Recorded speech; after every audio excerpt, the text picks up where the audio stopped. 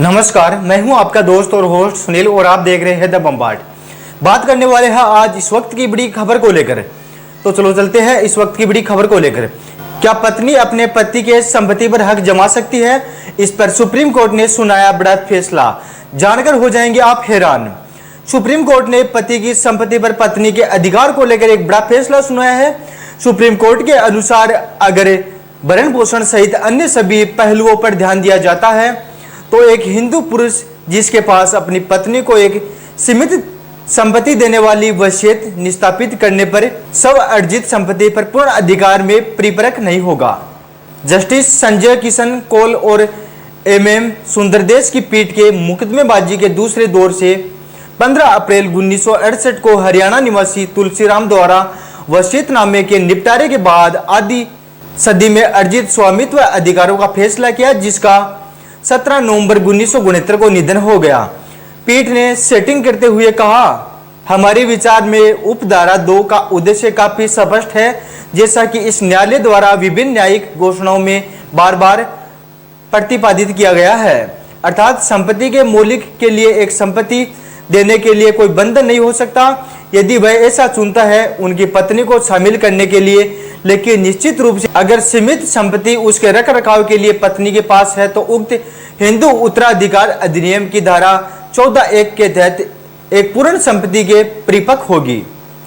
यह भी कहा गया है कि हिंदू उत्तराधिकार अधिनियम की धारा 14 की धारा 2 लागू होगी और यह अन्य बातों के साथ साथ वसीयत पर भी लागू होती है, जो पहली बार महिलाओं के पक्ष में एक स्वतंत्र और नया शीर्षक बन सकती है और ये एक पहले मौजूद अधिकार की मान्यता नहीं है।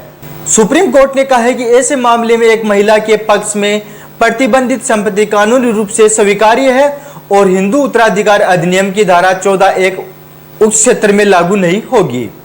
बेंच ने कहा, उद्देश्य यह नहीं हो सकता कि एक हिंदू पुरुष जो स्वयं अर्जित संपत्ति का मालिक है, यदि रख रखाव सहित अन्य सभी पहलुओं का ध्यान रखा जाता है तो वह पत्नी को संपत्ति देने वाली वसीयत को निष्पादित करने में असमर्थ है। यदि हम ऐसा कहते हैं तो उसका अर्थ यह होगा कि अगर पत्नी को वसीयत के तहत वंचित हो जाता है तो यह टिकाऊ होगा, लेकिन अगर एक सीमित संपत्ति दी जाती है तो यह वसीयतकर्ता के इरादे के वाजपूर्ण हित में परिपक्व होगी।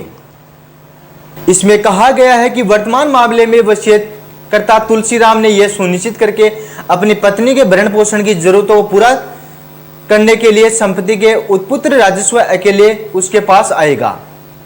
पीठ ने कहा है, हालांकि वह उसे दूसरी पत्नी के रूप में केवल एक सीमित लिफ्ट ब्याज देना चाहता है, जिसके बेटे उसके जीवन काल में के बाद पूरी संपत्ति विरासत में मिली थी। इस प्रकार हमारा विचार यह है कि उक्त अधिनियम की धारा 14(2) के प्रावधान होंगे जो ऐसे परिदृश्य में लागू होंगे और रामदेवी का केवल उनके पक्ष में जीवन का हित होता है।